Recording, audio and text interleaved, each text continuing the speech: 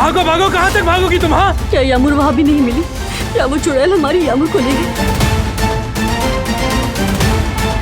शायद अब तोहफा ही कुछ कर सकता है, आपने दिया नहीं। जरूरत ही नहीं रही इसकी। वो इस जगह को अपना घर मानती ही नहीं, वो यहाँ मजबूरी के तहत है। यहाँ क्या कर रही हो तुम? मालूम नहीं था कि कोई अहम चीज है। ये तुम्हारी सोच से भी ज्यादा अहम है, आइंदा ऐसा ना हो। ये क्या है? ऐसा लगता है जैसे इसमें किसी की जान बसी हो। मैं तुम्हें अंदर कैसे लेकर जाऊंगा? मुझसे शादी करके। इस अमीर लड़के से मेरा काम तो बन जाएगा। कौन है वो खुशनसीब जिसके लिए तुमने ये बनवाया है? मेरी बीवी। तुम्हारी जिंदगी लौटाऊंगा मैं। जो कुछ मेरी वजह से खोया सब वापस दूंगा। वो कहानियाँ अधूरी जो न हो सके की पूरी, उन्हें मैं भी क्यों सुनाऊं, उन्हें तुम भी क्यों